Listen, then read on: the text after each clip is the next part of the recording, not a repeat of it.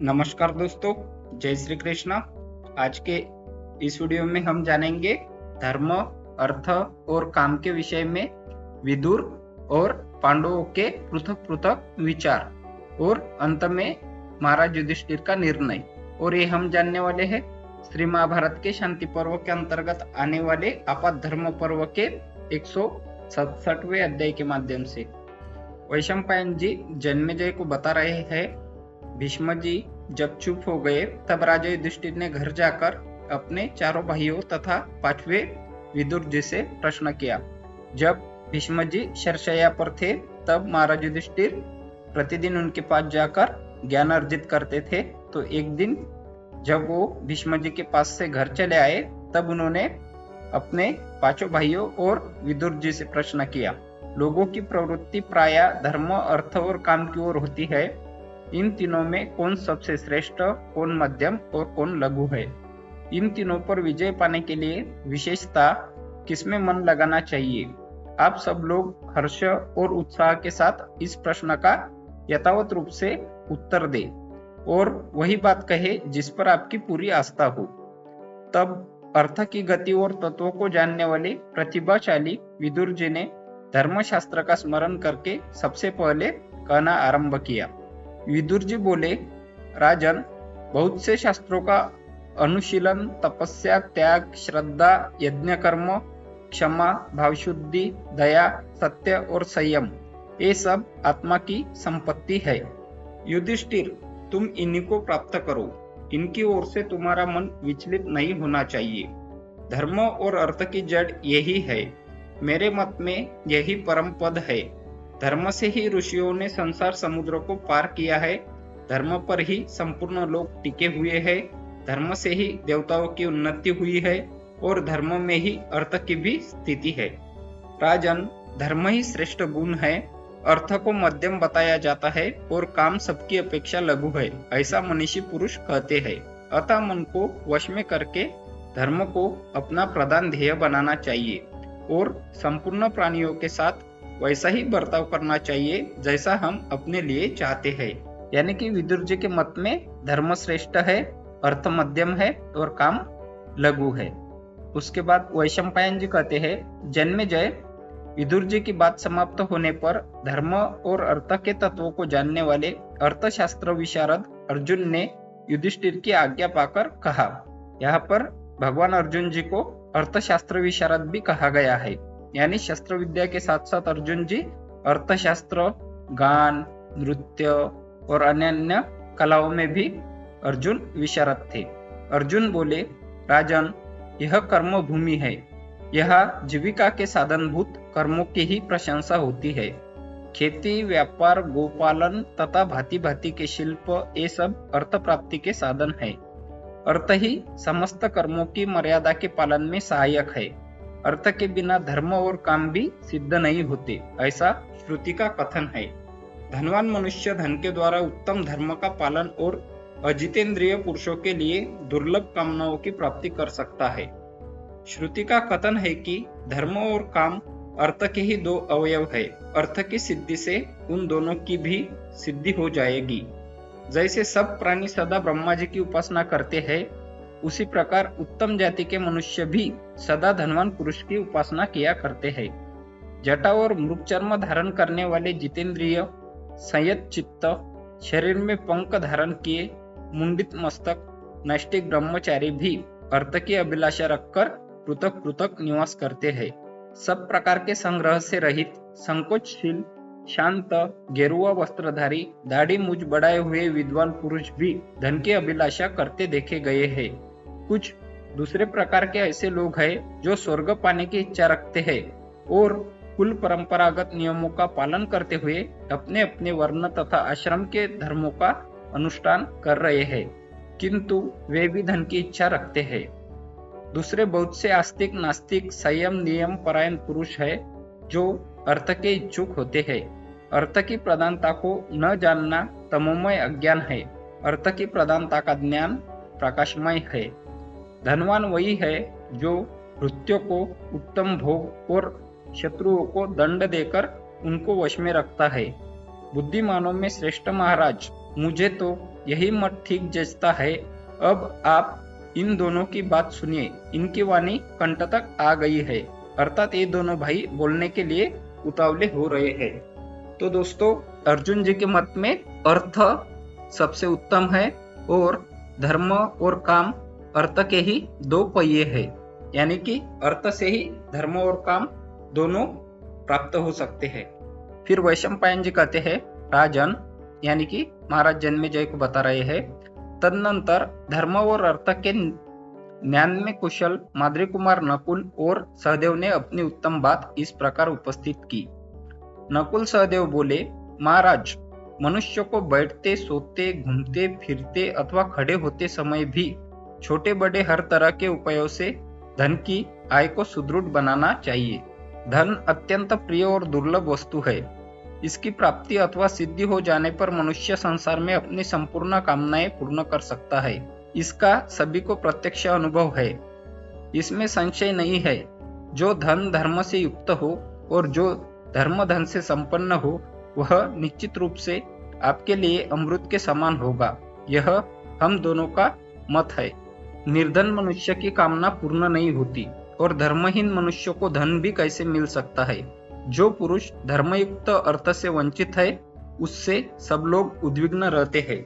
इसलिए मनुष्य अपने मन को संयम में रखकर जीवन में धर्म को प्रधानता देते हुए पहले धर्माचरण करके ही फिर धन का साधन करे, क्योंकि धर्मपरायण पुरुष ही समस्त प्राणियों का विश्वास होता है और जब सभी प्राणी विश्वास करने लगते हैं, तब मनुष्य का सारा काम स्वतः ही सिद्ध हो जाता है।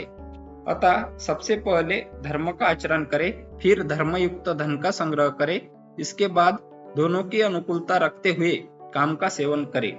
इस प्रकार त्रिवर्ग का संग्रह करने से मनुष्य सफल मनोरथ हो जाता है। तो दोस्तों, ये विचार मुझे भी अच्छा लगता है। धर्मयुक्त अर्थ, अर्थयुक्त धर्म और अर्थ और धर्मयुक्त काम, ये विचार नकुल और सहदेव ने रखे थे।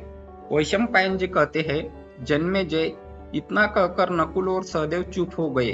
तब भीमसेन ने इस तरह कहना आरंभ किया। भीमसेन बोले, धर्मराज, जिसके मन में कोई कामना नहीं है, उसे न तो धन कमाने की इच्छा होती है और न धर्म करने की ही।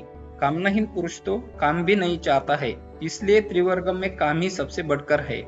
किसी न किसी कामना से संयुक्त होकर ही ऋषि लोग तपस्या में मन लगाते हैं, फल मूल और पत्ते चबाकर रहते हैं, वायु पीकर मन और इंद्रियों का संयम करते हैं।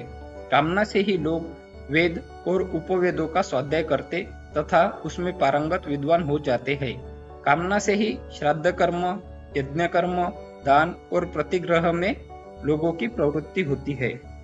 व्यापारी, किसान, ग्वाले, कारीगर और शिल्पी तथा देव संबंधी कार्य करने वाले लोग भी कामना से ही अपने अपने कर्मों में लगे रहते हैं। कामना से युक्त हुए दूसरे मनुष्य समुद्र में भी घुस जाते हैं। कामना के विविध रूप है तथा सारा कार्य ही कामना से व्याप्त है। सभी प्राणी कामना रखते हैं। उससे भिन्न कामना रहित प्राणी न कहीं है, न कभी था और न भविष्य में होगा ही। तथा यह काम ही त्रिवर्ग का सार है। महाराज, धर्म और अर्थ भी इसी में स्थित है। जैसे दही का सार माखन है, उसी प्रकार धर्म और अर्थ का सार काम है। जैसे खली से श्रेष्ठ तेल है, तक्र से श्रेष्ठ घी है और वृक्ष के काष्ठ से श्रेष्ठ उसका फूल और फल है, उसी प्रकार धर्म और अर्थ दोनों से श्रेष्ठ काम है। जैसे फूल से उसका मधु तुल्य रस श्रेष्ठ है, उसी प्रकार धर्म और अर्थ से काम श्रेष्ठ माना गया है। काम धर्म और अर्थ का कारण है, अतः वह धर्म और अर्थ रूप है। बिना किसी कामना के ब्राह्मण अच्छे अन्न का भी भोजन नहीं करते और बिना कामना के कोई ब्राह्मणों को धन का दान नहीं करते हैं। जगत के प्राणियों को जो नाना प्रकार की चेष्टा होती है, वह बिना कामना के नहीं होती। अतः त्रिवर्ग में काम का ही प्रथम एवं प्रधान स्थान देखा गया है। हम लोगों को इस जगत में काम को ही श्रेष्ठ मानना चाहिए। धर्मपुत्र, मैंने गहराई में बैठकर ऐसा निश्चय किया है। मेरे इस कथन में आपको कोई अन्यथा विचार नहीं करना चाहिए। मेरा यह वचन उत्तम, कोमल, श्रेष्ठ, तुच्छता रहित एवं सारभूत है। अतः श्रेष्ठ पुरुष भी इसे स्वीकार कर सकते हैं। मेरे विचार से धर्म, अर्थ और काम तीनों का एक साथ ही सेवन करना चाहिए। जो इनमें से एक का ही भक्त है वह मनुष्य अधम है। जो दो के सेवन में निपुण है उसे मध्यम श्रेणी का बताया गया है, और जो त्रिवर्ग में समान रूप से अनुरक्त है वह मनुष्य उत्तम है। बुद्धिमान, सुहृद, चंदन सार से चर्चित तथा विचित्र मालाओं और आभूषणों से विभूषित भीमसेन उन वीर बंधुओं से संक्षेप और विस्तार पूर्वोक्त वचन कहकर चुप हो गए। तो भीमसेन ने यहाँ पर काम को श्रेष्ठ बताया है, और त्रिवर्ग यानी कि धर्म, अर्थ, काम को कहा जाता है, और मोक्ष बाहर का विषय है, ये त्रिवर्ग में नहीं आता। जिन्होंने महात्माओं के मुख से धर्म का उपदेश सुना है उन धर्मात्माओं में श्रेष्ठ धर्मराज युधिष्ठिर ने 2 घड़ी तक पूर्व वक्ताओं के वचनों पर भलीभांति विचार करके मुस्कुराते हुए यह यथार्थ बात कही। युधिष्ठिर बोले, बंधुओं, इसमें संदेह नहीं कि आप लोग धर्मशास्त्रों के सिद्धांतों पर विचार करके एक निश्चय पर पहुंच चुके हैं। आप लोगों को प्रमाणों का भी ज्ञान प्राप्त है। मैं सबके विचार जानना चाहता था, इसलिए मेरे सामने यहाँ आप लोगों ने जो अपना अपना निश्चित सिद्धांत बताया है वह सब मैंने ध्यान से सुना है। अब आप मैं जो कुछ कह रहा हूँ मेरी उस बात को भी अनन्य चित्त होकर अवश्य सुनिए। जो न पाप में लगा हो और न पुण्य में, न तो अर्थोपार्जन में तत्पर हो न धर्म में न काम में ही, वह सब प्रकार के दोषों से रहित मनुष्य दुख और सुख को देने वाली सिद्धियों से सदा के लिए मुक्त हो जाता है। उस समय मिट्टी के ढेले और सोने में उसका समान भाव हो जाता है। जो पूर्व जन्म की बातों को स्मरण करने वाले तथा वृद्धावस्था के विकार से मुक्त है वे मनुष्य नाना प्रकार के सांसारिक दुखों के उपभोग से निरंतर पीड़ित हो मुक्ति की ही प्रशंसा करते हैं, परंतु हम लोग उस मोक्ष के विषय में जानते ही नहीं। यानी कि जो लोग पूर्व जन्म की बातों का स्मरण करने वाले, यानी कि जो लोग त्रिकालदर्शी हो चुके हैं और उन्होंने ये सब कुछ बार बार देख चुके हैं, तो वो लोग मोक्ष की बातें किया करते हैं। स्वयंभू भगवान ब्रह्मा जी का कथन है कि जिसके मन में आसक्ति है उसकी कभी मुक्ति नहीं होती। आसक्ति शून्य ज्ञानी मनुष्य ही मोक्ष को प्राप्त होते हैं। अतः मुमुक्षु पुरुष को चाहिए कि वह किसी का प्रिय अथवा अप्रिय न करे। इस प्रकार विचार करना ही मोक्ष का प्रधान उपाय है, स्वेच्छाचार नहीं। विधाता ने मुझे जिस कार्य में लगा दिया है मैं उसे ही करता हूँ। विधाता सभी प्राणियों को विभिन्न कार्यों के लिए प्रेरित करता है।